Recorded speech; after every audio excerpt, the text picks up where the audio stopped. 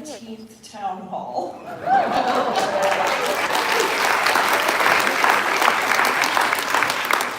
So, you know, while Republicans are running away from their constituents, I actually like to talk to the people that elect me. So, really appreciate you all being here. Thank you to Seattle Central for allowing us to use the space. I always like to find out for how many people is this your first town hall that you have? Oh, yes, I love that. I love that so much. Thank you so much for being here. And to the rest of you, I love you all too. We love to see you. We love to get your letters and your emails and your calls.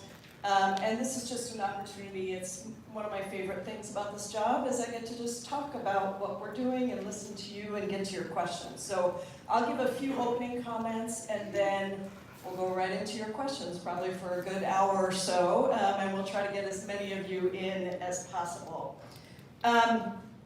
You know, I think the first thing I just have to say is it is a brutal time.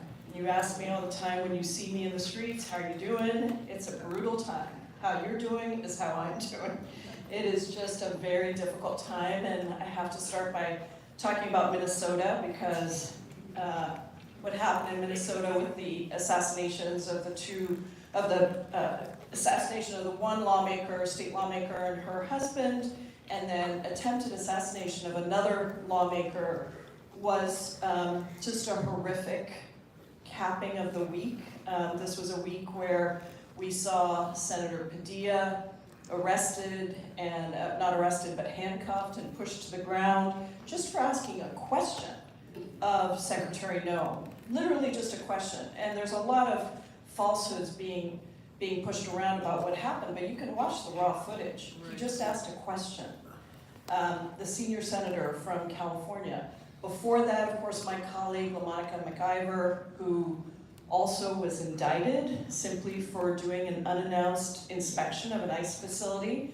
And then, of course, all of the immigration raids that have been happening, the militarization, the federalization of the National Guard in Los Angeles, all of the ways in which our due process rights are being stripped away, the student visas being stripped away, all of the immigration policies. I'm sure you're going to have a lot of questions about that, and it's obviously an area I spent a lot of time on as the top Democrat on the Immigration Subcommittee. And I think that these assassinations and attempted assassinations were just a reminder again of what a violent society we have been living in, fueled by, we all know that violence doesn't just come from the muzzle of a gun, it also comes from all of the things that have been fueled, all of the hatred that's been fueled, all of the rhetoric, all of the stripping of healthcare, all of the efforts to really control every aspect of our lives in opposition to the Constitution. And so I'm feeling all of that, I'm sure you all are, and I think for me it is really why it is more important than ever that we step up, and we'll talk a little bit more about this, but you know, I was absolutely blown away by the fact that we had 5 million people attending No Kings rallies.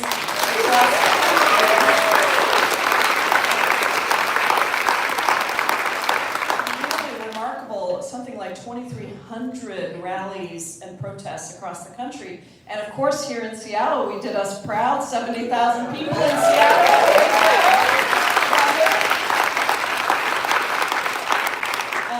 And I think that is, and we talk about this, I'm going to talk about our resistance lab training later, if you haven't already attended, but we talk about this 3.5% number as being very important. 3.5% of the total population, right? If we can have sustained nonviolent resistance, nonviolent non-cooperation, and we can sustain those protests over time at the level of about 3.5%, that is what has been shown to be most effective in taking down authoritarians and dictators. And 5 million is about a half of what we need, half of getting to that 3.5%.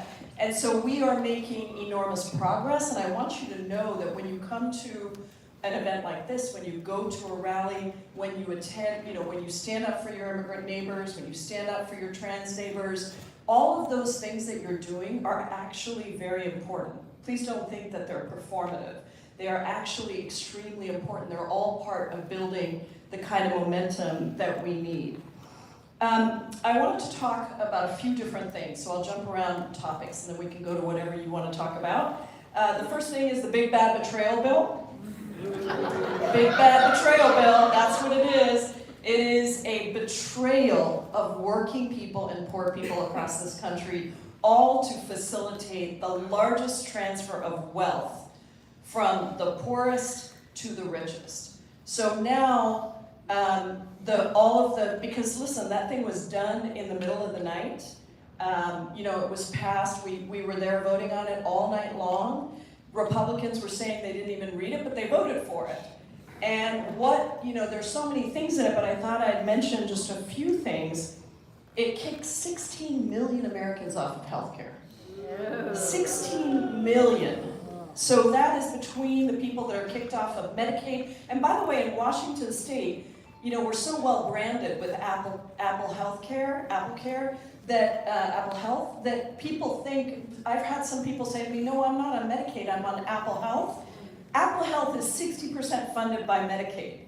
It is a Medicaid-funded program. And so if you're on Apple Health, you're on Medicaid. So 16 million Americans being cut off of both Medicaid and the Affordable Care Act. In addition, a $300 billion cut to SNAP, which is Supplemental Nutrition Assistance. Now, SNAP is a program that provides $2 per person, per meal, to people who are hungry. $2. This cut in this budget is the largest cut ever, a $300 billion cut to nutrition assistance in the richest country in the world. Absolutely shameful. It also sets up, this big bad betrayal bill sets up a $500 billion cut to Medicare, because it explodes everything so much that it essentially puts into place mandatory spending cuts on non-discretionary programs like Social Security. So a $500 billion cut to Medicare, slashes Planned Parenthood. We're not talking about abortion care, we're just talking about reproductive care, cancer treatments, screenings, all of those things that Planned Parenthood clinics provide. Bans Medicaid from providing gender-affirming care to anyone. This was originally just directed at people under 18, kids under 18. Then in the last-minute negotiation, they added it so that it covered anyone. So now if you're on Medicaid, you can't get gender-affirming care. A $330 billion cut to education, and it decimates all of the student loan relief programs that we had pushed so hard for and that have helped so many people access higher education.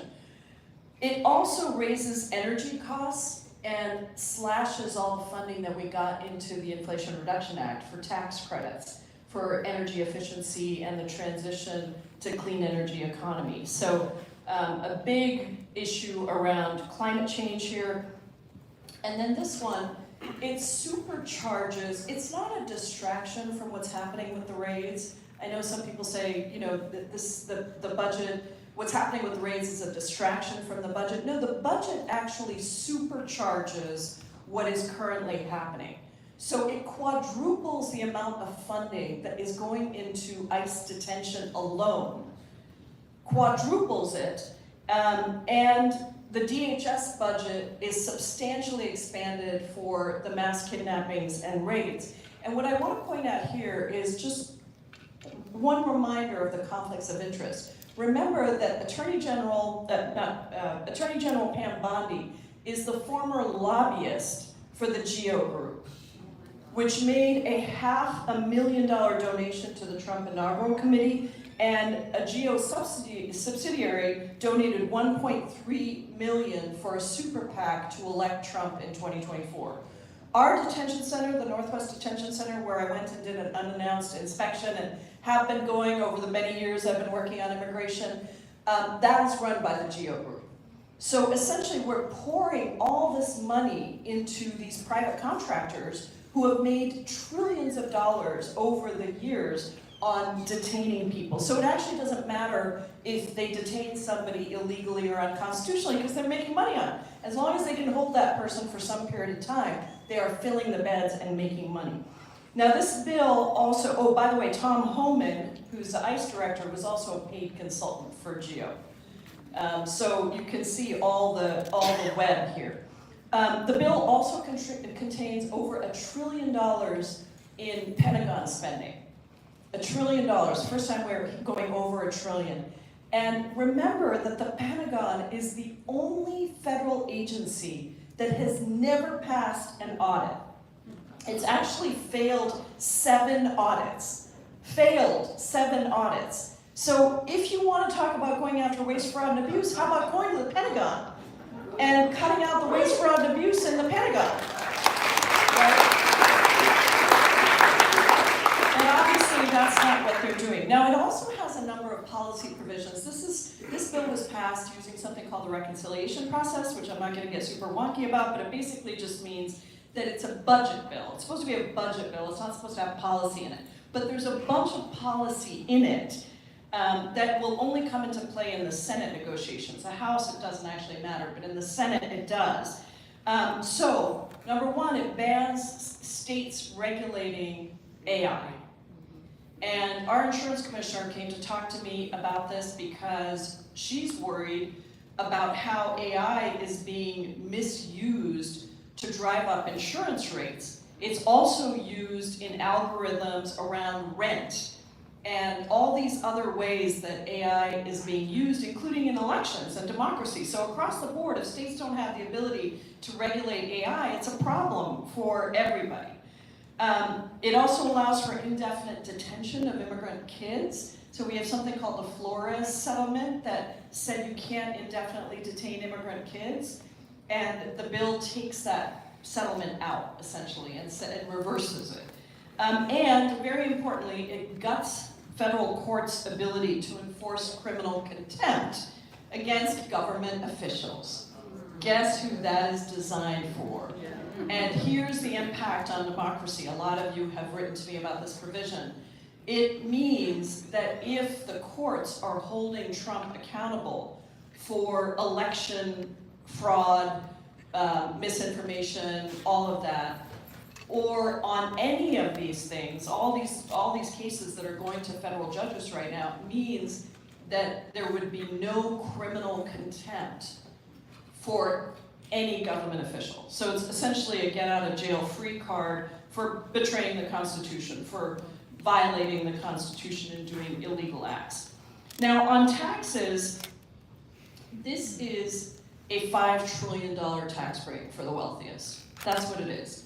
It also raises the deficit. The number keeps going up, but it raises the deficit by $3.4 trillion. That's the latest number that came out today. I think that number is probably going to keep going up, or they will slash Medicaid even more in the Senate and try to bring that number down. But remember, this is the party that says that they're about fiscal responsibility, and yet we are increasing the deficit. If it was to actually invest in healthcare and housing and things that would create, a benefit for working people and poor people, that would be one thing. But this is all to give tax breaks to the wealthiest. So people in the lowest income bracket making $23,000 or less would lose about $1,600 each year. Middle class families would get a small tax break, but it's temporary, number 1, and it comes with all the increased costs on healthcare and other things, so it's actually, you're going to end up losing money because they're cutting all of these other things that we rely on. I mentioned that the Senate now has it. We'll see what's going to happen there. They've already made some provisions, some cuts, even deeper cuts to Medicaid, and they are trying to frame this all in terms of waste, fraud, and abuse.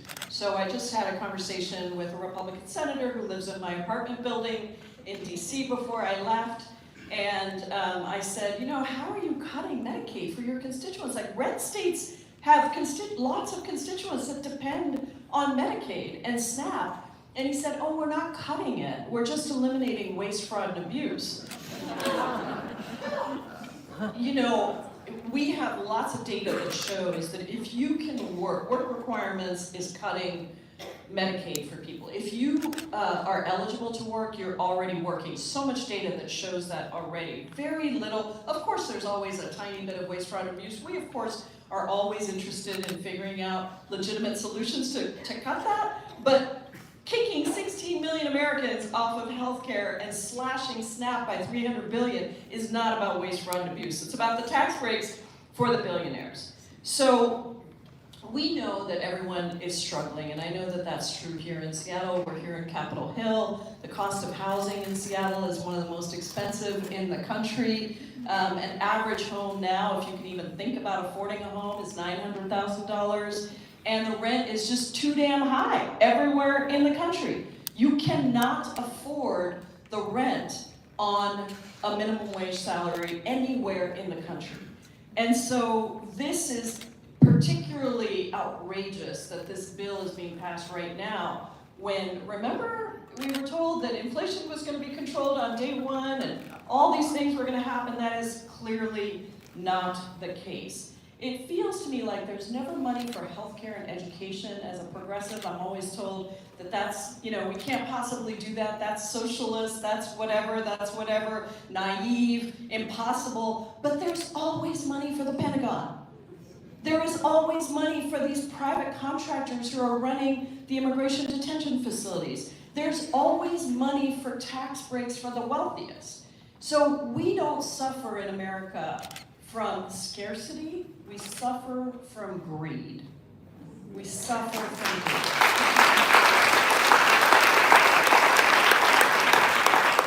Now, one other thing I wanted to mention to you, oh, by the way, $45 million on that birthday celebration for Trump on Saturday. That's what that cost. And federalizing the National Guard, $142 million to federalize the National Guard in LA. So don't tell me that we don't have money for food and education and housing. One other thing that's, we just put out a report today, the House Democrats on the Judiciary Committee, that Trump's pardons of insurrectionists and criminals and all the people that, had defrauded the government, big executives, have actually cost victims and taxpayers $1.3 billion. Because there were all these settlements that were negotiated that people would be paying in, and all of these pardons of people who just, have bilked people, a lot of big grift, have really been costing taxpayers money, in addition to, of course, our moral authority in pardoning January 6th insurrectionists. Now, you all know that I was there on January 6th, and I will never forget that moment when the insurrectionists were pounding on the doors, and we didn't know if we would make it out alive.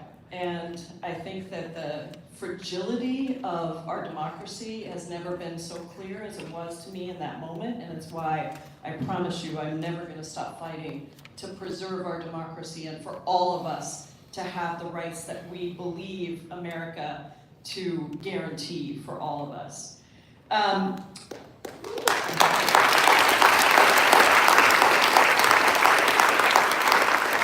I'll just say, I don't know, this shouldn't be a partisan thing. I know a lot of my town halls don't always have Republicans, but I always say if you're a Republican and you're here, you're welcome. We welcome everyone.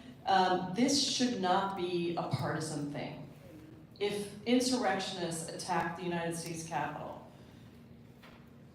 and try to steal an election, it feels like the most fundamental thing that all of us, whether we're Democrats or Republicans, should be able to endorse. So if there are any Republicans in the audience, you're welcome, and I hope you stand up for our Constitution as well. I had some at my last town hall, so I'm hoping I have some here too. Other things that are going on, the slashing of government, obviously the things that they're slashing right now are being held up by the courts in temporary restraining orders, but it's not clear that he's going to follow those court orders. So even, for example, USAID funding, which was supposed to have been reinstated, it has not been fully reinstated. A lot of the things that he is doing, he's taking to court over and over again, and we are getting some good decisions, including from Trump-appointed judges. There are 91 of his actions have been blocked by both Democratic and Republican-appointed judges. Unclear what some of the challenges will go on that, but those include shutting down the Department of Education, funding research at the NIH, refugee resettlement, not allowing third country deportations, free speech rights, and just last night, a Reagan-appointed district judge ordered Trump to restore hundreds of scientific research grants terminated by the National Institute of Health for, quote, DEI reasons. So this was, if you said woman, if you said minority community, if you said black, if you said trans, if you said LGBTQ, your grant was just cut off. So the courts have said, no, you can't do that. That has to be reinstated. But think about the effect. And I don't know, do we have any federal workers here? Thank you so much to all of our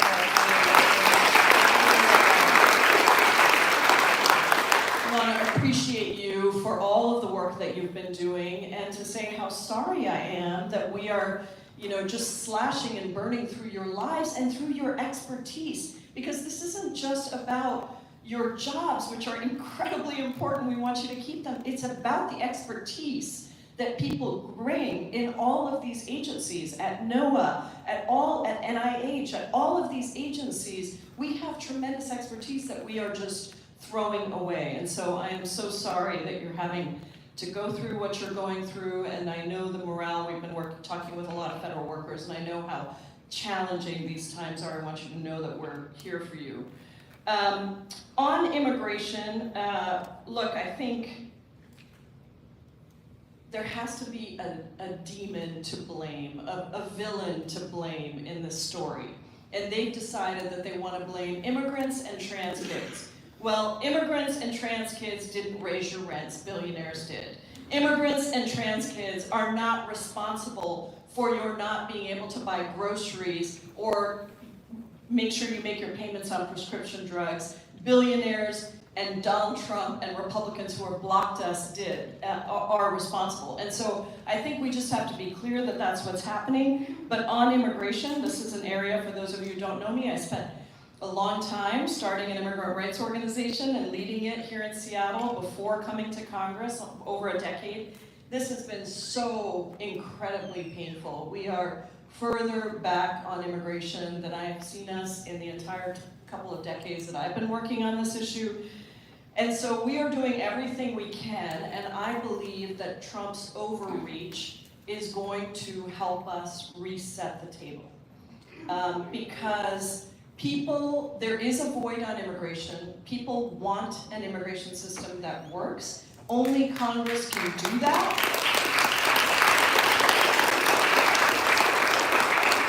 And frankly, both parties have shied away from it in different ways, but Republicans certainly have blocked it over and over again when we've had solutions that provide a path to citizenship for the undocumented, that modernize our legal immigration system so we can get the talent that we need, so that we can welcome students in, so that we can have the contributions of people from around the world. That's how I came to the United States. I was 16 years old when I came here by myself because my parents believed this was the country where I was going to have the best future. And that ability, thank you, that ability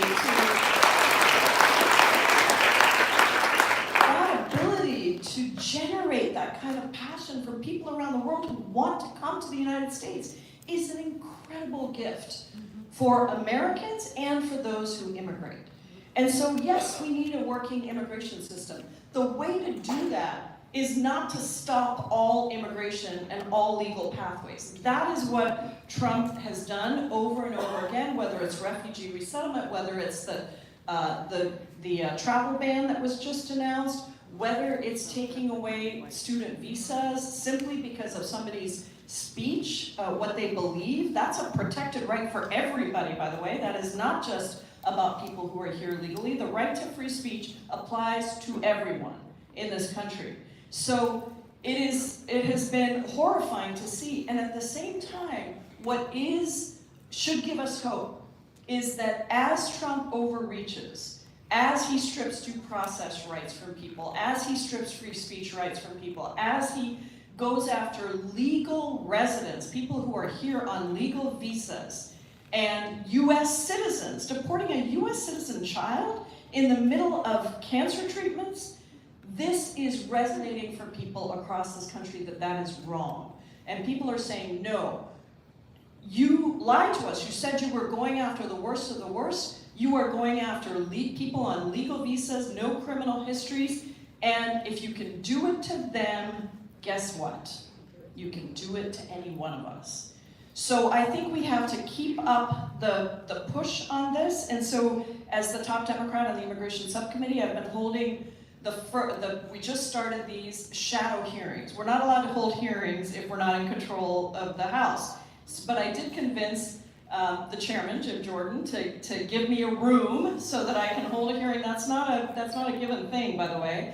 And we have been starting to hold hearings. We just had our first one. It was so powerful. I hope you go and check it out on our social media. It was about the deporting of people to third countries illegally against court orders. So you may have read about the deportation of people to El Salvador, then to South Sudan, that turned into Libya, and then there was a big story in the New York Times and the Washington Post about people who were being held in a metal shipping container in Djibouti who had been deported against a court order.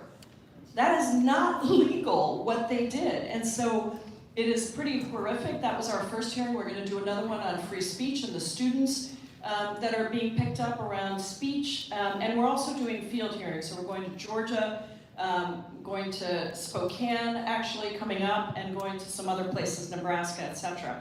We're doing unannounced visits to ICE detention centers, as I mentioned. We're filing amicus briefs, members of Congress. I'm leading an amicus brief on birthright citizenship and the case that it's unconstitutional to eliminate birthright citizenship, as Trump did in an executive order. And then, of course, we're working on individual cases.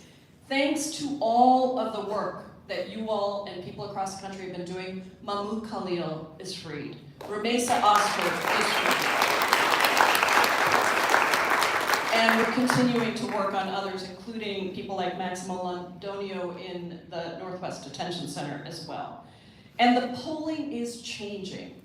Trump has dropped 10 points on deportations, on due process. So we need to be in this space talking about it. Really, really important. So I guess the last thing I'll say before we go to your questions, right around on time. I think it's really important that we fight back as a party, but also that we fight forward. We are an opposition party in the minority, but we are also a proposition party. We have to invite people not just to run away from authoritarians and dictators, but also to help us get back into power. And at the same time, we have to educate ourselves right now about the fact that democracies don't fall in matters of years. They fall in matters of months. And when you have an authoritarian that will not listen to Congress, to our Article 1 powers in Congress, that will not listen to the courts, which is happening in certain cases, the only bulwark against an authoritarian is you. So no pressure here. No pressure. But it comes down to the people. And this is what we've seen around the world when democracies have fallen. The only thing that has been successful has been the people standing up. And so I started something called Resistance Lab. Has anyone done Resistance Lab training? Awesome, excellent. So we started a Resistance Lab training with experts in democratic backsliding, and it provides a framework on how to best fight democratic backsliding. What are the pillars of support that support authoritarians, and how do you fight back effectively against that? And in just the 3 months that we've started these trainings, they're virtual, we have had 30,000 people sign up from every state in the country. And we now have a Resistance Lab 1.0, which is kind of the first introduction to a lot of these concepts, and then Resistance Lab 2.0, which is a deeper dive. There is a Resistance Lab 2.0 tomorrow, and there's another Resistance Lab 1.0 on July 1st, so I hope you'll sign up. It's resistancelab.us, and you can sign up there for these trainings, and that is I think what we're trying to do is make sure people are getting into the space where they understand what does nonviolent resistance look like. We go over Dr. King's principles of nonviolent resistance and non-cooperation, and what are the effective ways that you as the American public can actually be involved in fighting back. So I believe that our Fight Forward vision is incredibly inspiring. It's the idea that we have genuine economic and social opportunity for every single person in America. And that if you are working, you're working one job, and it's enough to provide you with a roof over your head, food on the table, education for your kids, the health care that you need, and the retirement that you deserve.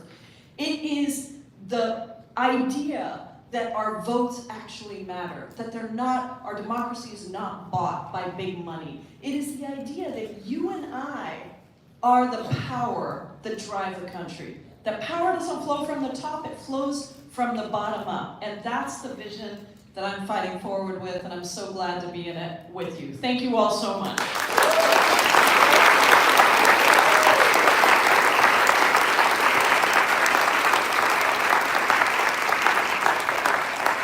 Okay, we're ready for our questions. This is the Q&A portion. There are 2 mics.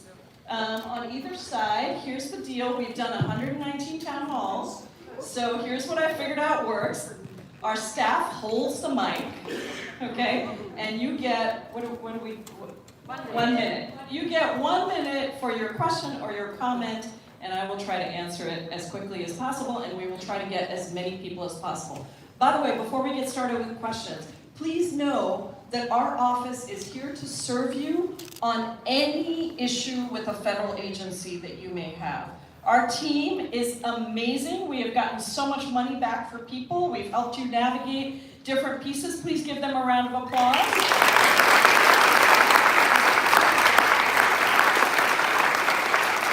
And if you have an issue with a federal agency, make sure you talk to one of them and get their card so we can help you with your issue. Okay, why don't we start over here, Santos?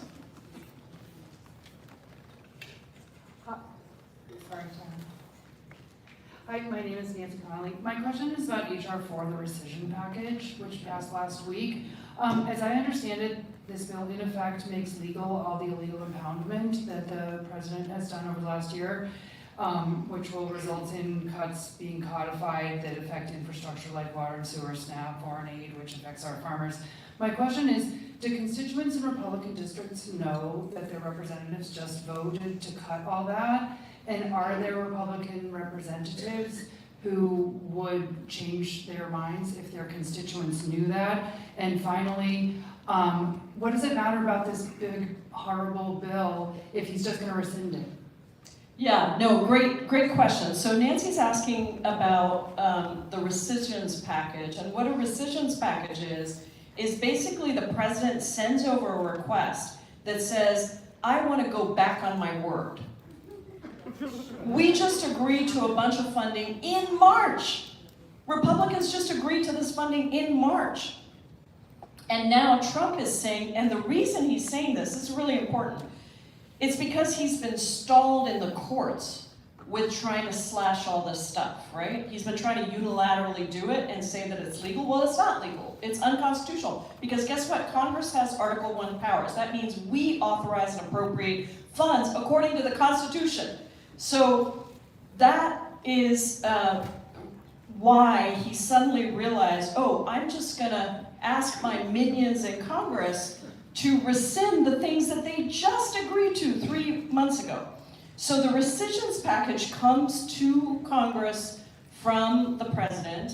It rescinded $9 billion, and it was really largely for 2 things, but it's a precursor to what we're going to see across the board. So you're absolutely right about that. First of all, it rescinded all the money for public broadcasting. Yeah, they want to get rid of Elmo. I mean, who wants to get rid of Elmo? But this is NPR, PBS, all our public broadcasting, which serves 99% of America, and the vast majority of rural areas only have those stations to get their news and weather and emergency alerts from. So it really does affect these Republican places. Now, the other part of the rescissions package was foreign aid. Because he's been blocked so much on USAID, the rescissions package essentially slashed all these programs across USAID, and including maternal health, vaccines, all kinds of things. And so it passed the House, and now it goes to the Senate, and they could pass it. And I don't think that some Republican senators have already said they're not supportive of slashing PBS, for example, and public broadcasting. Some are saying they don't want to slash USAID. Here's the question. I don't know that these people have the courage to stand up to the president. And the thing about the Constitution and all of the checks and balances that our founders put in is it's sort of assumed that you would have people on both sides of the aisle who would stand up for the Constitution.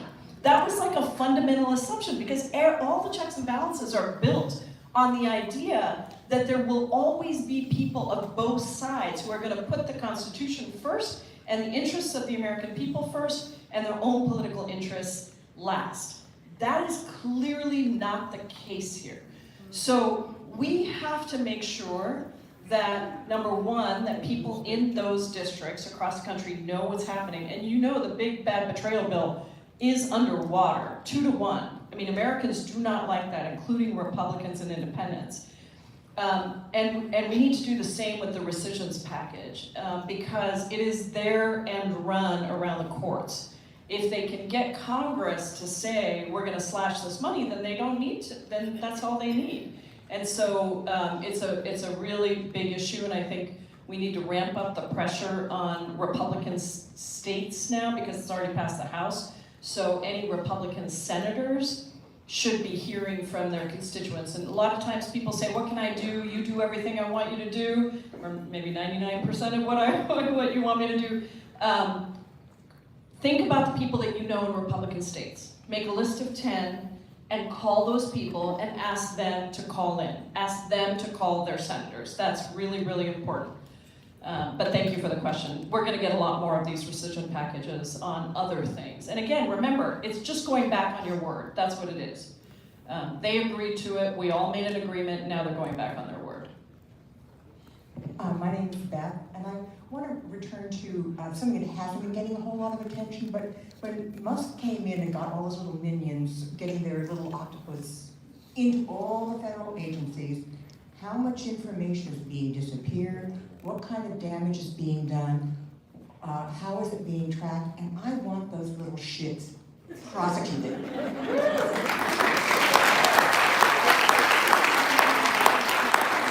I do too. I totally hear you. This is a huge issue. Our data is being stolen right now. There are a lot of data pieces across Social Security, across all of these different agencies, the IRS. That is our private information. And that information is being collected by the Department of Greed and Ego. That's what DOGE is, the Department of Greed and Ego. And just because Musk is now, quote, out of good graces, it doesn't mean that DOGE is out. DOGE is very much still there. And they've been mining all of this information. So of course we've introduced bills, I've co-sponsored bills, letters, etc. But the reality is we're not in power, so we can't pass those things. And so I think the effect is that people don't want to, I mean, I'll just give you one example of Social Security. You know, they've been all these crackdowns on immigrants. I'm sure people in this room know that immigrants, both undocumented and documented, contribute enormous amounts of money to Social Security. Enormous. If you're on Social Security now, you can partially thank immigrants in this country, because they actually don't get to pull anything out if they're undocumented. They just contribute to your Social Security. So now what's happened is the sharing of the Social Security information with ICE means that a lot of immigrants, including legal immigrants, don't want to pay their taxes because they don't want that information on where they live in the books. And certainly undocumented immigrants don't want to. There was always kind of this idea that if we ever got comprehensive immigration reform, it would go to people who paid their taxes and who hadn't committed a crime and blah, blah, blah, blah, blah. So now people are saying, wait a second, I contributed and you're using that to deport me. Here's my belief on what the secret theory is. They would like for undocumented immigrants and legal immigrants to stop contributing to Social Security so that it hurts the solvency of Social Security, so that they can then make the argument that they need to get rid of Social Security. Because they talk about this over and over again as if it's an entitlement program. It's not an entitlement program. It is an earned benefit program. You pay into it, you get out of it. So we're trying to find, there are obviously lawsuits that are happening, but the lawsuits right now, at least the courts are saying they have the authority to go in and get some of this information, but it's going to continue to be pursued in the courts. And I think at the end of the day, this is part of the power and control that they're trying to exert over every part of our lives, including our data.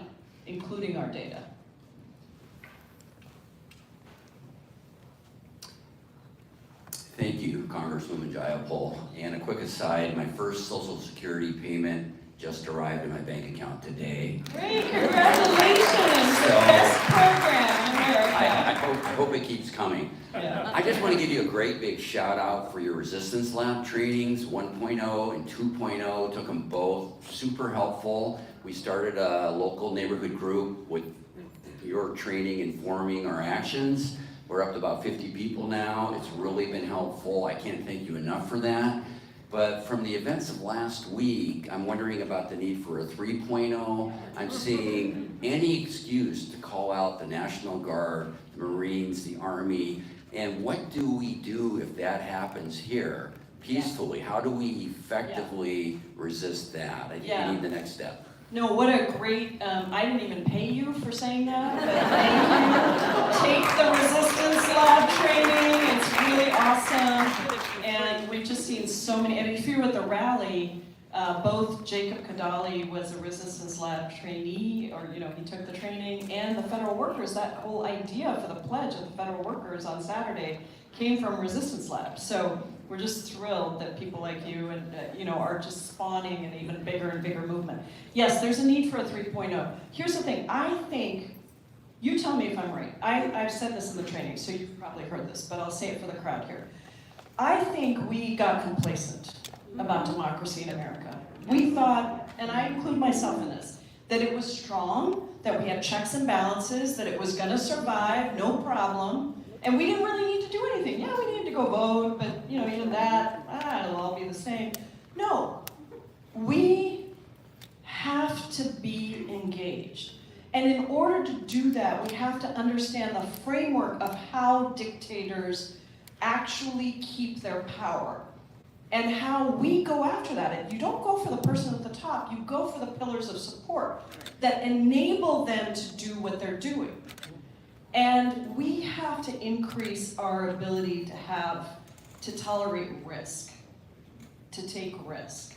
And that's what Resistance Lab is sort of slowly building to, is the protests are very important, the rallies are very important. How do you think about nonviolent resistance and non-cooperation? And what level of risk are you willing to take? Because there will be moments where we will be called to that. And you've seen it with the people who are ending up arrested, like Senator Padilla, like normal people who are protecting their immigrant neighbors, who are sitting in circles around a home, encircling a home in a rural state, in a red state or a rural district. When somebody comes to pick up that family, neighbors are sitting in a circle, arm in arm. It just brings tears to my eyes, preventing those people from being taken from their communities. There is a place for all of us to be bold and courageous, even in our fear. And I'm not ashamed to tell you, I am a very public, you know what I think, I'm on TV all the time, I'm very recognizable. I'm a brown immigrant woman, naturalized citizen, one of only 19 in Congress.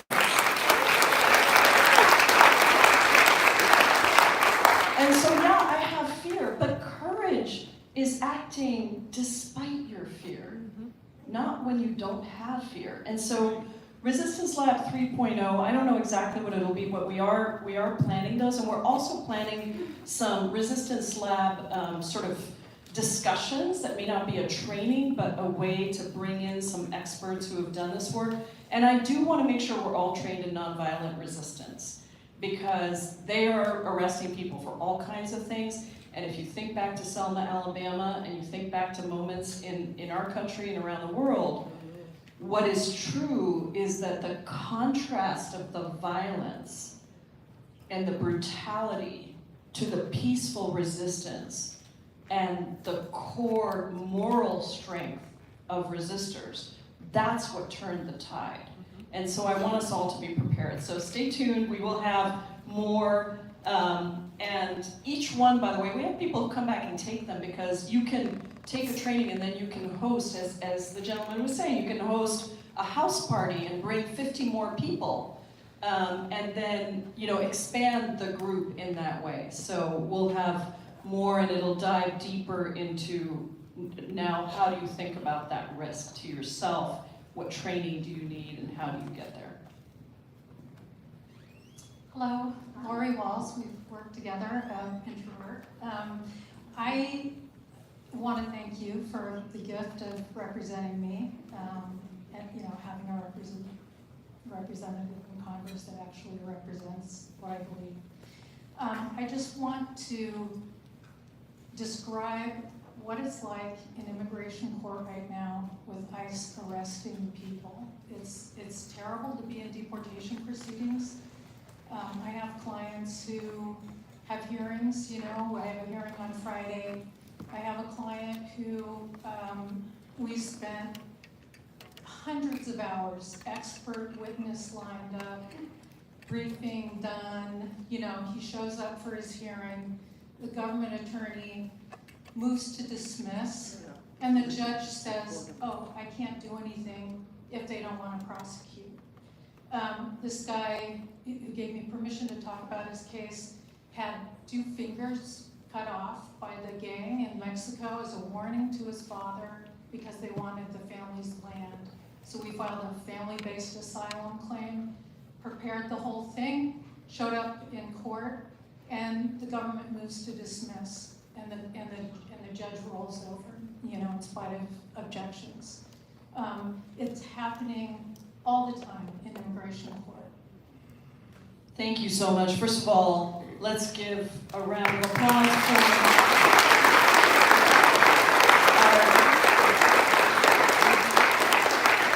our immigration attorneys that are out there. We don't have enough, and they're really being taxed. Excuse me. Also, I lose my voice periodically with all of the speaking that I'm doing, so excuse me for that. This is a new strategy, I know.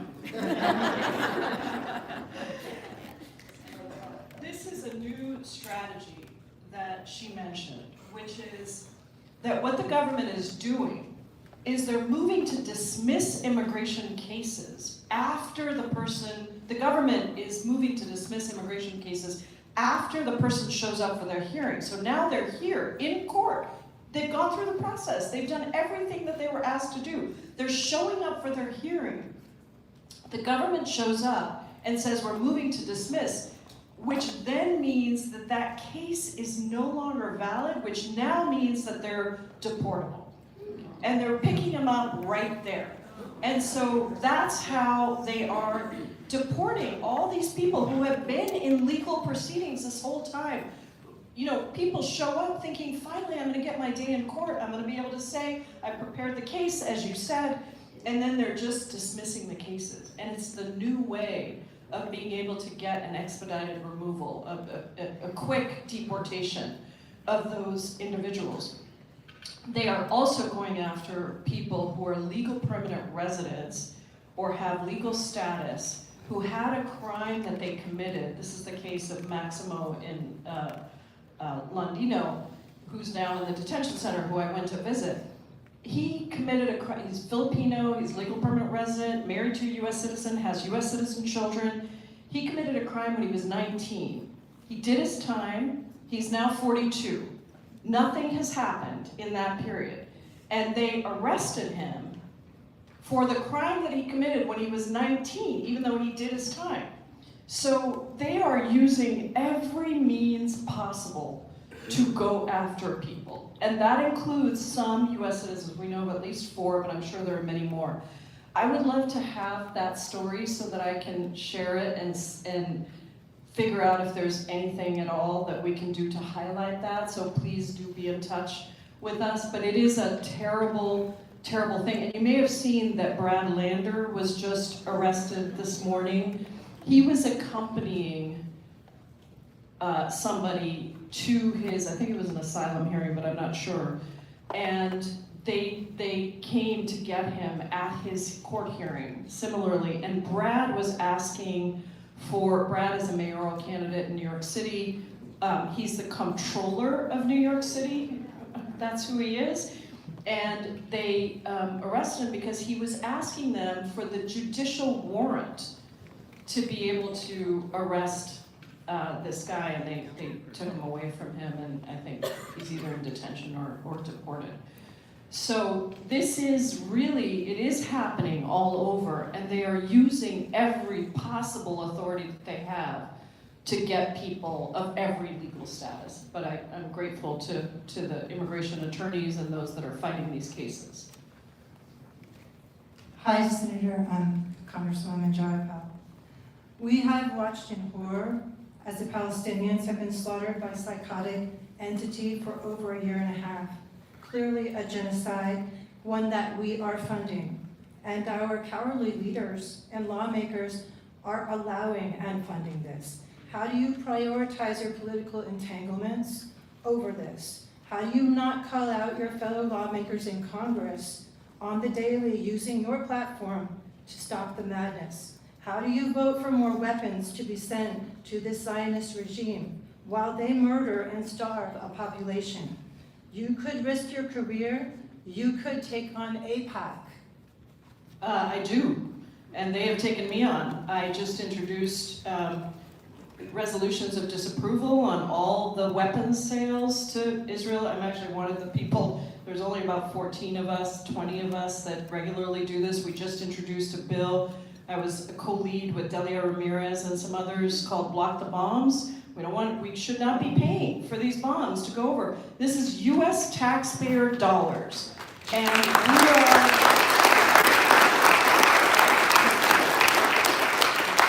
we are literally ignoring domestic law and international humanitarian law in sending these bombs, these weapons over to kill Palestinians. And it's outrageous to me the way in which this is just continuing. And it's outrageous to me, and I think actually it's outrageous to the majority of Americans. I don't understand, well I do. There's a lot of money in politics.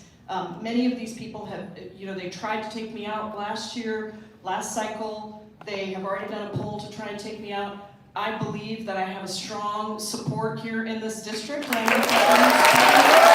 on this issue.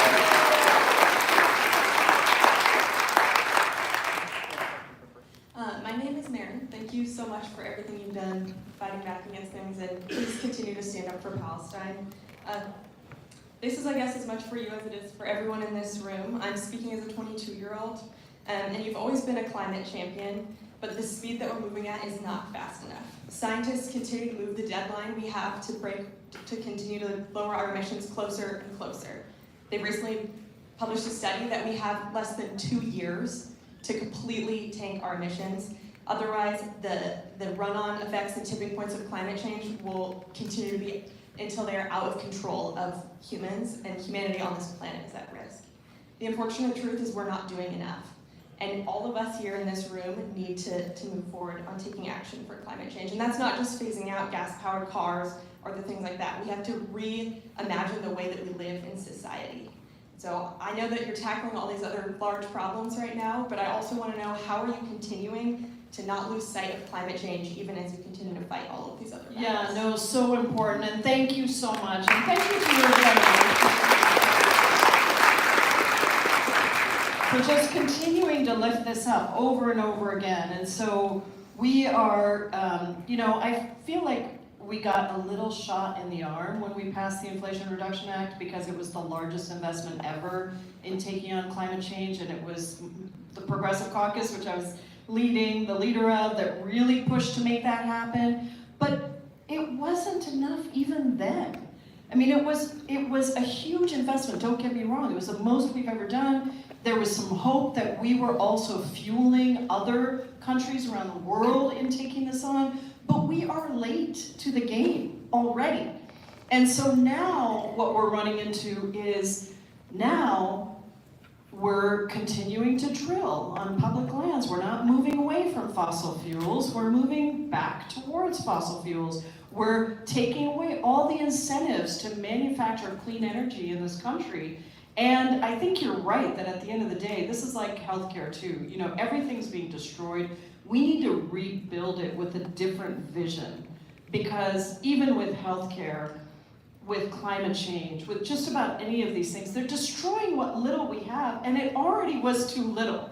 So I promise I will continue to we've been meeting with the environmental activists, we've been doing a lot of things with Sunrise, and continuing to just lift up how these tax breaks are going to those fossil fuel companies. And all of the EJ work that we did in the South with environmental justice champions, I've been meeting with them across the South, and it's just heartbreaking because they finally felt like they were tackling the pollution in their neighborhoods, right? So from a justice perspective as well. So look, I hear you. We're destroying the planet at an unbelievable speed, and we'll continue to try and hold together what we have in this moment, but also to rebuild something completely different. Thank you so much for your work on it.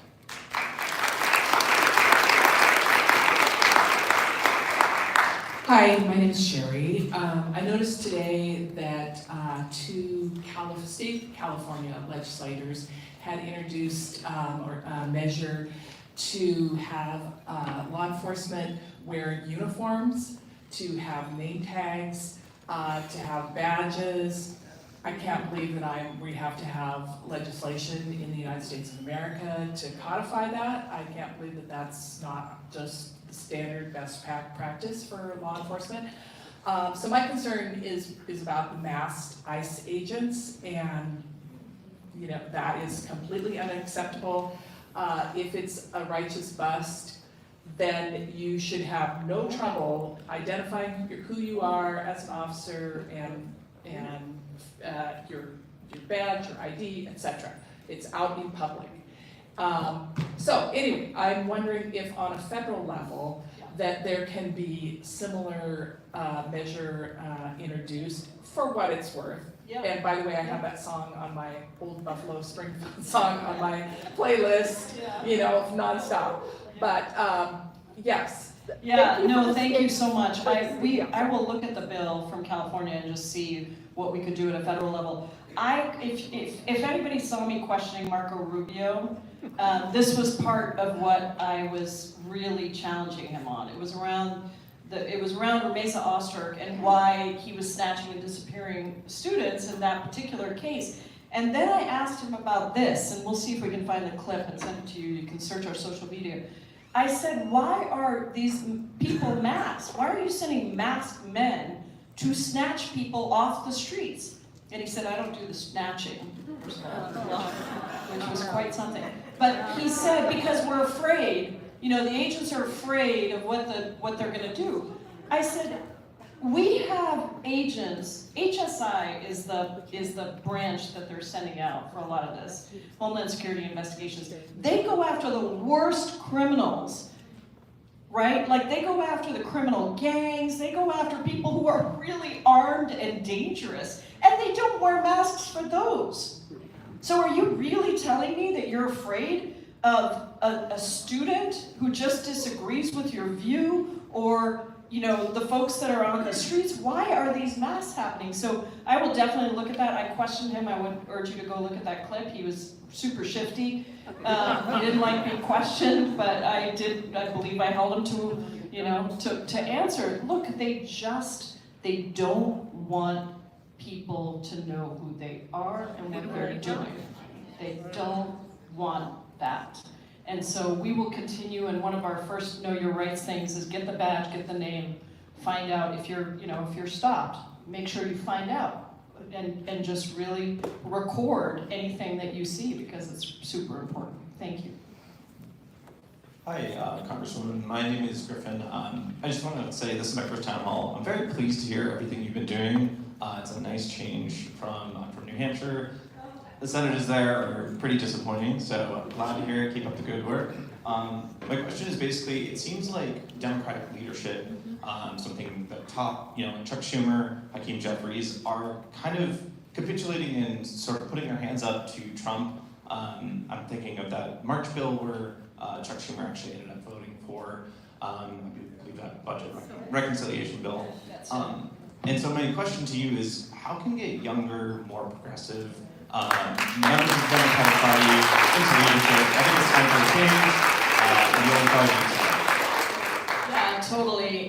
It's just been so frustrating because in the Senate, you actually need 60 votes, which means you have to have Democratic votes to pass something in the Senate. Whereas here in the House, it's a simple majority. So if we don't have enough Democrats, we can't pass a bill. That's just the way it goes. We gotta get 3 Republicans, and actually that budget bill, my dear friend Jerry Connolly from Virginia had died that day, that morning. And we lost that vote by 1 vote.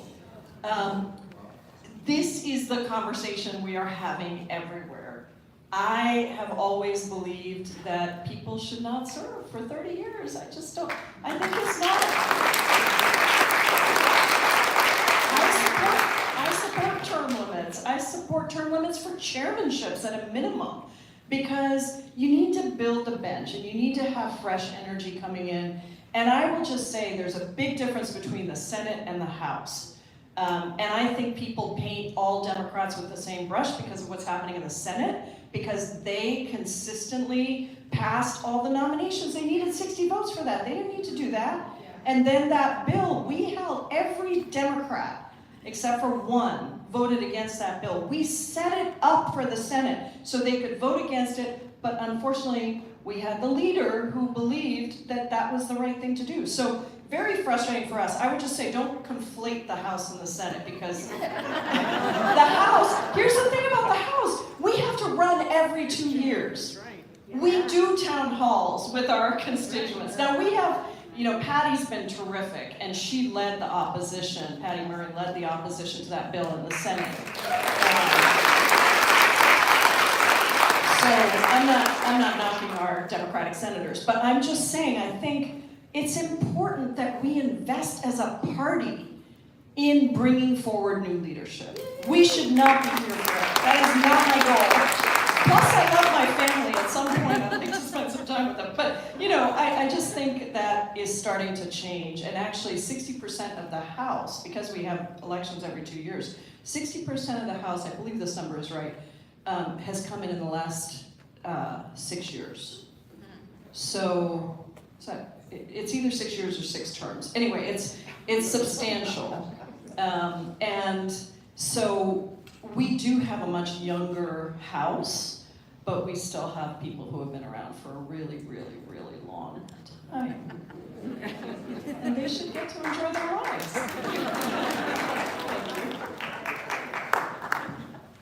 Hi, I'm another Nancy. I have a couple of things. You talk about how this could all deteriorate in a matter of months, not years. That's, I'm sure, part of the reason everybody is so stressed out. Why aren't you in Congress, other people in power that are against what's going on, not asking people to stand up, leading these marches, telling, let's have a day. These things are so spread out that while it was wonderful on Saturday, how are we going to keep that momentum going? And the other thing I don't understand is, how are the Republicans, what are they really thinking? Because how is it something that you don't think, I might not get reelected again because of what's going down, right? And I'm certainly calling, writing, and everything. But is there any conversations where you have some idea? Because I want him impeached. Yeah, thank you, Nancy. Look, I'm an organizer. I believe that change comes from the outside because, frankly, our system is kind of broken. We have a lot of big money in politics. There are a lot of people who are more concerned about who's going to fund their campaigns. I have never, ever taken corporate PAC money, ever.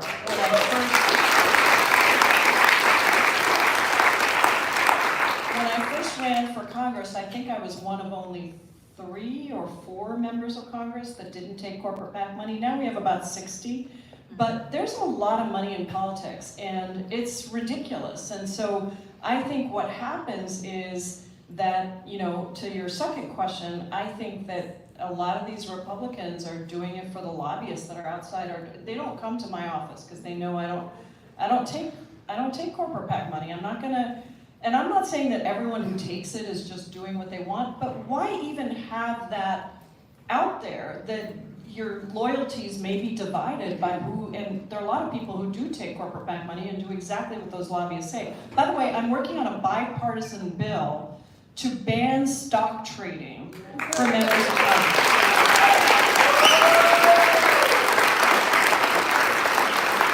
If you want to serve the public, you should serve the public, not pad your pocket. And so we have bipartisan members, Alexandria, me, Seth Magaziner from Rhode Island on the Democratic side, and then Chip Roy, Brian Fitzpatrick, and Tim Burchett on the Republican side, and we're working together, and we hope we can get a bill together and pass it. So I think, you know, that's the answer to the second thing, except I don't know what these Republicans, I just don't get it. You know, they're violating their own conservative principles on the deficit. If you watched my hearing there was an awful anti-trans bill in committee the other day, and I said, you guys, you want to ban parents from making decisions about their own kids' health. That is anti-conservative. You want big government in your doctor's offices making the decision instead of the parents and the doctors? That doesn't even fit with what you believe. So I think, you know, I just think that they're driven by power and staying in power at all costs. And it's really unfortunate. To your first question, yeah, sure, I mean, I was at the rally, as you know, but we work really closely with all the groups because at the end of the day, we want to have a very big turnout, and frankly, the groups have way more power to turn people out than we do. So we're in very close coordination, so I'd like to think we're helping to lead these things, but we don't necessarily need to be the one in front. We want the groups to grow and continue to grow so that we grow the movement. Hello. I was at the, I appreciate your involvement in the No Kings protest. And I was at the No Kings protest the other day, on Saturday, and I was amazed at how massive it was across the country. And I also was very surprised at how it was reported. And so what it comes down to, I think, people are wondering what conservatives are thinking, and I think it's a fear issue. They are afraid of extremist left-wing folks. And so what's happening is I read Fox News the other day about the No Kings protest. Nothing was covered of the peaceful protest, massive peaceful protest in Seattle, no laws broken. Well, graffiti, but no laws broken, right? But on the other hand, you see on Fox News, violent mobs in LA. All they're showing, and I think it's more than a disinformation issue. It's a deliberate misinformation to consolidate power. And so when you talk about things like ICE, the involvement of ICE with the police to work together, it's also about consolidating power. And a lot of conservatives don't like that. They want limited government.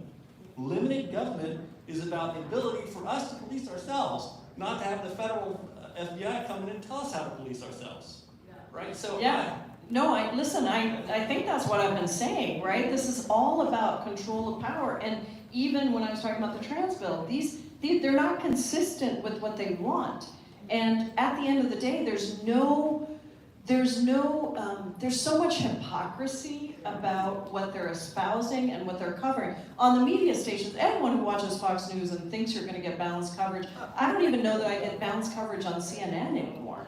And so I think it's, and they probably feel like they don't get balanced coverage on MSNBC. Unfortunately, we do have a campaign, you're absolutely right.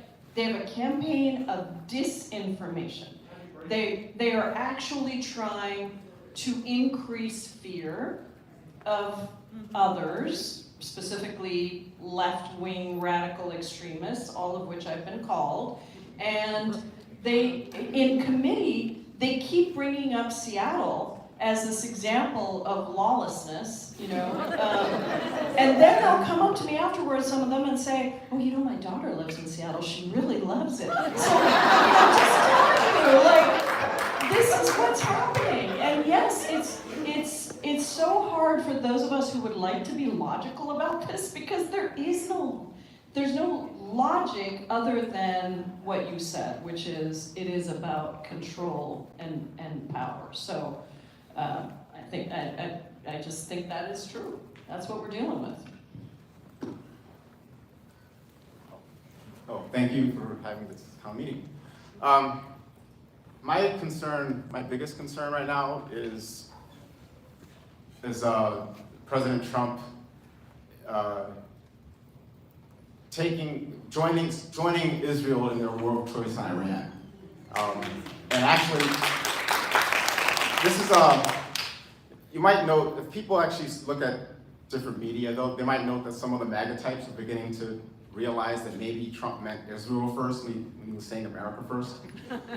But there's a fissure going on there, which is very important, because one of the more independent members of Congress, Thomas Massey, has introduced a resolution to block Trump from joining Israel's war of choice.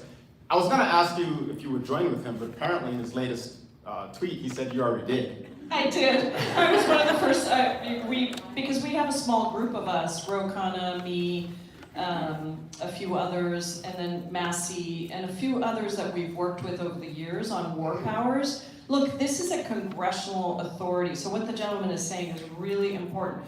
Congress has the only authorization of war, of a declaration of war in a situation that doesn't include hostilities against us.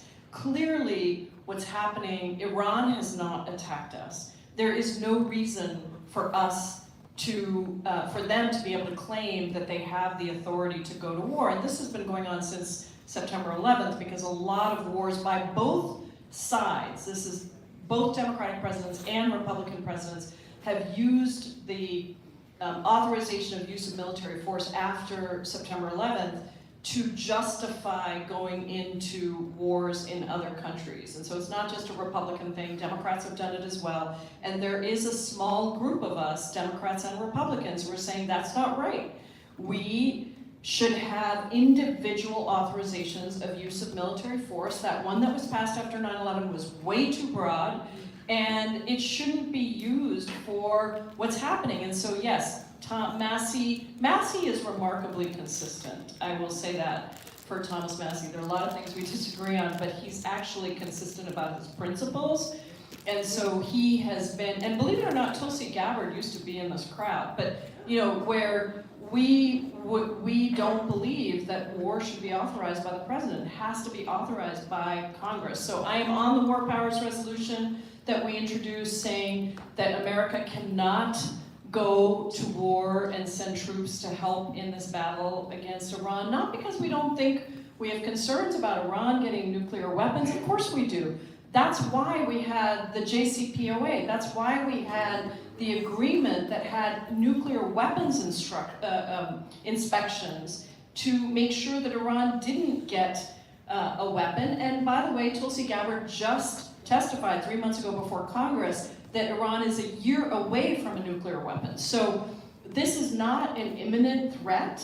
It is a war that has been started for a whole host of reasons that I won't go into, but the United States should not be drawn into it. And I do think you're right that there's, you know, Tucker Carlson, I think, had a big discussion about this with Steve Bannon. There is a big fissure in the Republican Party because the whole thing about Donald Trump was he wasn't going to take us into these crazy wars in other parts of the world, and that's, you know, we need to make sure that that doesn't happen.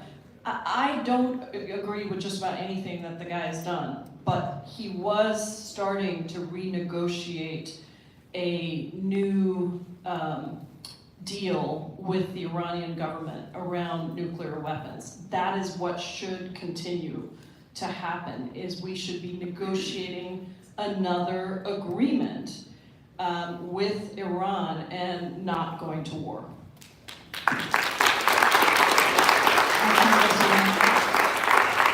I just wanted to let you know we've got 13 minutes left and we have 4 questions here and 6 questions over there. I wasn't sure if you wanted to maybe take the 4 here. Let's take the 4 here all at once. I'll answer them all. You all ask your questions all at once. I'll answer them all at once. Then we'll take the 6 over here and do the same thing. How's that sound?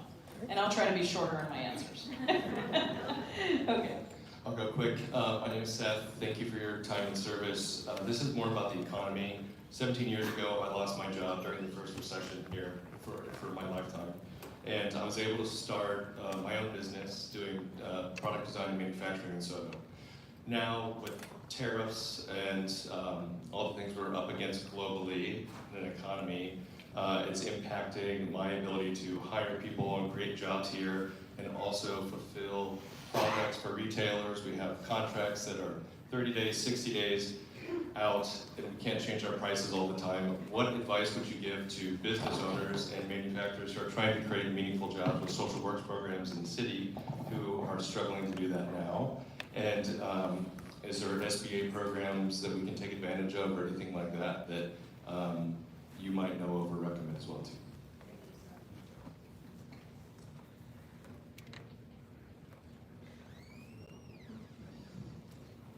I'll answer all of them after everyone asks the question. Hello, Pramela. It's great to see you again.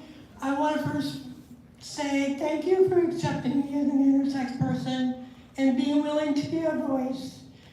As an intersex person, ever since Trump and his regime signed the executive order on MLK Day, erasing us intersex people out of existence, making us illegal and making us criminals, and now we're committing a crime.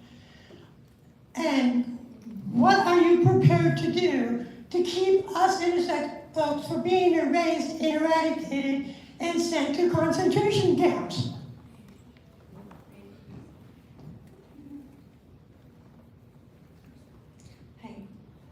My question is about immigration. 2 weeks ago, you made an inspection visit to the ICE detention center in Tacoma, and soon after that, 40 people were taken from there and transferred to a state prison in Alaska. Among them, a person named Albert Kamidov. He's a political asylum seeker with no criminal history. He followed the legal proceedings and was already granted asylum, but he was kept in detention because of an appeal. And now in Alaska, he's being held in a criminal prison, which is both unfair and unlawful. And Alaska state legislators are also questioning why their prison system is being used for ICE detainees. And the question is, what can you do as a member of Congress to stop this potentially unlawful mistreatment of immigrants? And what can we as citizens do to help these people, especially given that they are out of state now? Thank you. Hello. My name is Tirza. Sorry everybody, I'm deeply nervous, but it's one of my first ones. Last time I was in Texas, and I'm also here for my husband. I brought my kids to show them that we have to fight for things that we want. And growing up, you hear baseball songs, the national anthem, and you get chills, but the efficacy is not efficacy. And so my husband is from Ethiopia, and he has a dismissed case or whatever, and we signed up for the PIP, and then 2 days later, after $7,000, it was shut down. And I was wondering, are people still pushing to bring that forth to keep our families together? Thank you so much.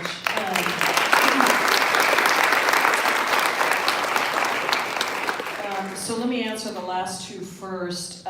If you can get a card from our staff, we will look into these individual cases, both the Alaska one and your husband's case, and see if there's anything at all that we can do to help. Thank you so much for sharing your stories.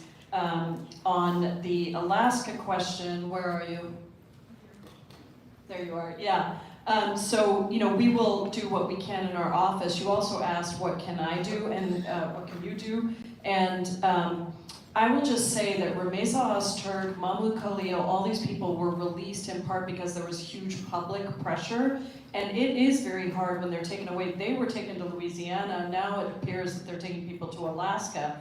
And so if there's a way that you can help generate, a big public protest, I think that would be really important, with neighbors and friends speaking up about this as well. But that has been one of the formulas for getting people released in certain cases. I don't want to promise that in this case because I don't know all the details, but we'll do what we can to help. On Intersex, yes, I think, it's been so painful to me to see our LGBTQIA plus community erased. A trans person, and this is very personal to me, a trans person the other day said, we're being exterminated. They want to exterminate us out of existence. And I heard you say being erased out of existence. And I promise you I will continue to do everything I can to fight back and to make it clear that everyone belongs here, and we are not going to allow for the erasure and the extermination of our brothers, sisters, siblings, friends, neighbors. So I will continue to do what I can. Seth, how great that you turned a lost job. Where are you? Seth, there you are. How great that you turned a lost job into an opportunity to start a business and serve the community. I think that's wonderful. The tariffs are horrific. And it's not that tariffs can't be used in strategic ways. They can, if they're combined with investments in domestic manufacturing, right? We can say we want things to be built in the United States. We have to invest in that, because we pushed a lot of that labor out with a lot of the things we've done over the years. And so the way he's done these tariffs, they make no sense at all. They're hurting businesses, they're hurting consumers, and they are having a huge impact on the economy. I think some people, the larger corporations, are holding off on price increases and sort of absorbing that. That's not true for smaller businesses, mid-sized businesses, not able to absorb that kind of impact. There's no SBA programs right now, but if you contact our office, maybe there's something I'm missing that would be specific to yours. We're happy to look into that. But my advice to business owners is band together. Get as many businesses as you can across states, and states that have Republican senators, and start to push back and say, this is outrageous. We have to end these sweeping tariffs. I mean, look, even the so-called deals that he's made haven't resulted in anything more than what we had before, quote, Liberation Day. So I think this has been a really stressful time for business owners, and we're happy to look into, see what programs are available. So please grab my team and make sure we get your contact info. Okay, let's take the questions on this side in the same way, and I'll try to get through all of them. Okay, my name is Ken Snyder, and I'm a retired federal employee from the Department of Health and Human Services. But I'm here to talk to you about immigration. My wife and I live in Mexico and have for the last 20 years, 7 months a year. And we live in a small rural community. And during that time, I've got to know a lot of my Mexican neighbors. And they all have a similar story. They went across the border because they needed work and they needed money. And when they got their nest egg put together, they came home. This is a very familiar story. And I would like to suggest that while we as Democrats are horrified by the operation of immigration now in this country, we need to take the offensive. And I think the way we can take the offensive is by coming forward with a proposal that combines the work of Senator Langford, Senator Gallego, and add to it a sensible work permit process. Thank you again.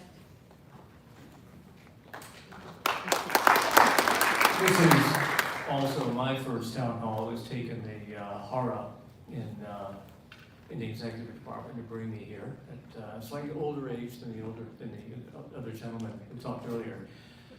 My question to you as the head of the Progressive Caucus in the House and as one of the most... Not anymore. No, I put term limits in place so that I can bring in new leadership. Well, certainly as one of the leading and most eloquent voices. What can you and other Democratic leaders do to win back the House? Hi there, my name's Alex. It was great running into you on the elevator earlier. I'm only here because of that. But Nice to see you, Alex. Thank you.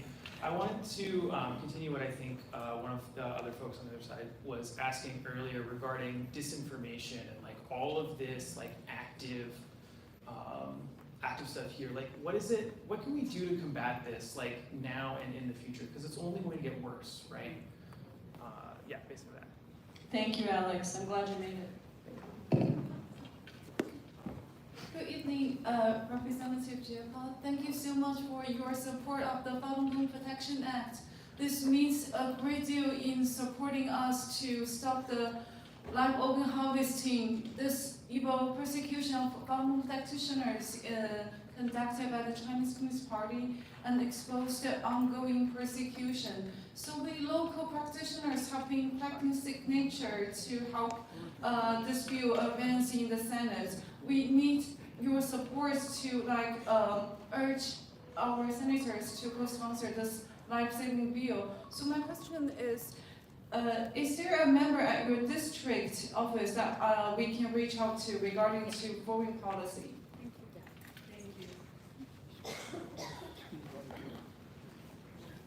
Senator Jayapal, thank you. You promoted me.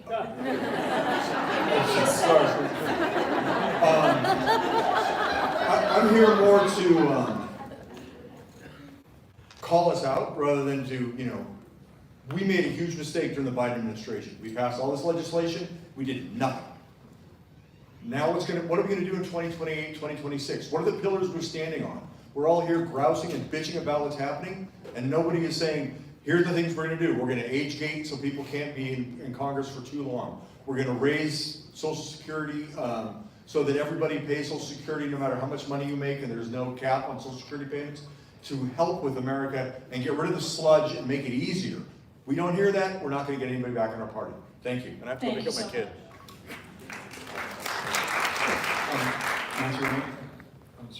Matthew Reynolds, I have a fairly narrow question, which is, how did Golden Dome become a thing? I thought that we put that to Santos, rest. can you hold that mic closer? Sorry, how did Golden Dome become a thing? I thought we put that to rest in the Reagan administration with the whole Star Wars defense initiative failing, and now they're talking about putting another $500 billion into this.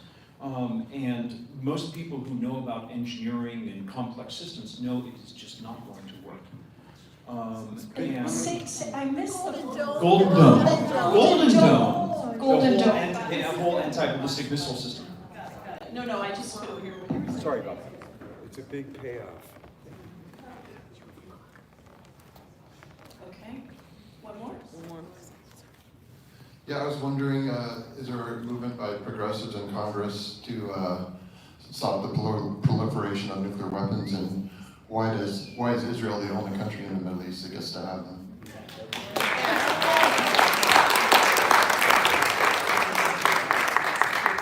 Okay, great set of questions. Let me see if I can get through these. So Kent, thank you again for your service.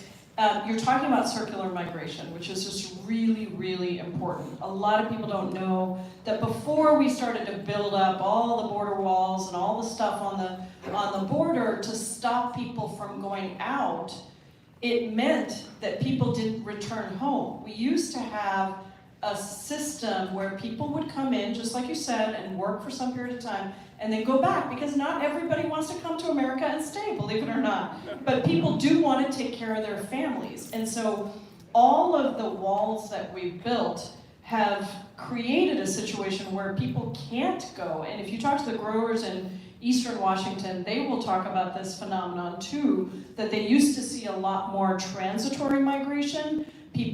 Different people would come, or they'd come back every year. Now they have a whole community of people who live there because they can't get out and come back in.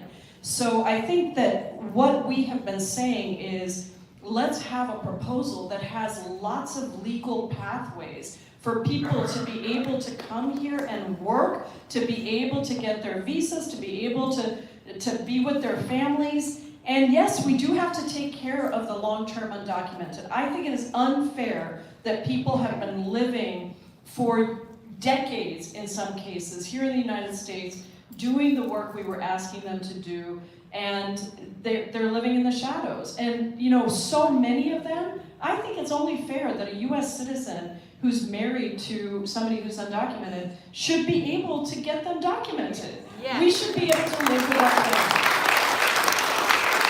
And if you have lawful pathways for work and for all these other ways for people together, and then you had a process so that if you're a US citizen, you're married to an undocumented person, or you're a US citizen kid and you have undocumented parents, that we would take care of those people. And if you've been here for more than 10 years, that you should, and you haven't committed a crime, and you've been working, and you've done all those things, that you should be able to have a path to citizenship. That is the proposal we have on the table. And it's just really important because the system has not been fixed for 30 years.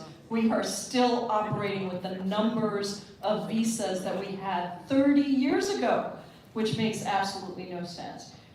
Both the second question and the fifth question were about winning back the House and a proactive agenda. So I'm going to take those together. This is what I call our proposition agenda. This is what we have to do. We can't just be about opposition. We also have to be about proposition. We have to have a very clear list of things, and I don't think it's that hard. I think we already have them, but we have to put them together in a way that makes it clear to people. We're going to take care of your Social Security. We're going to expand Social Security. We have that bill. Social Security 2100. It raises the cap so people start to pay their fair share. We need to have a proposal around universal health care. Of course, you know I'm the Medicare for All champion in the House. We need to make sure people are actually able to pay for health care. This is ridiculous. We have literally $220 billion of medical debt in this country. 1 in 3 Americans has medical debt. Lots of people in the world get cancer. Most people do not go bankrupt because of it. That only happens in the United States of America. So we need that proposition agenda, and it is how we are going to win back the House. Yes, we have to talk about all the terrible things that are happening. Yes, we have to do what we can do to save our democracy right now, but we also have to draw people in to us. That's what I call fighting back and fighting forward. Alex, on the disinformation and how to combat, we were going to hold a town hall just on disinformation and misinformation. We're still going to do that. It is really complex. All our old systems of communicating with people don't work, and it's allowed disinformation and misinformation to really move at incredibly rapid speeds. I mean, look at all the stuff on Twitter and social media. I have to be on those platforms because people follow me on those platforms, but I can't look at the comments. They're just so awful. There's so much horrible, horrible stuff, and it's just lies. And you see the lies coming from the very top, the way in which these Republicans are lying, the way in which Kristi Noem lied about what Alex Padilla even did when there's video to show that that's not what happened. So we'll do a town hall just on that issue. Falun Gong Protection Act, yes, I am a sponsor of that. I think that organ harvesting is completely wrong. It should be illegal, and so my staff will give you a contact so that we can continue to talk with you about that. Golden Dome, you're exactly right. I mean, this is absurd. This is all payback for military contractors. These contractors are completely linked, arm in arm, intertwined with the Trump administration, and this is all about continuing to support that proliferation of for-profit defense contractors. On nuclear weapons proliferation, I am big on this. I'm a co-sponsor of the No First Use Act. I believe that we need to get rid of nuclear weapons in this world and really have, and that's why I've also signed on, that's why I don't believe in going into war. I believe we should have, if we just spent a fraction of what we spend on defense and war, on peace and diplomacy and development, that it would be a completely different world. And I'm going to continue to fight for that every single day. So that brings us to the close of our town hall. I just want to say thank you all so much for being here. And to say that we are going to win if you stay engaged, if you help others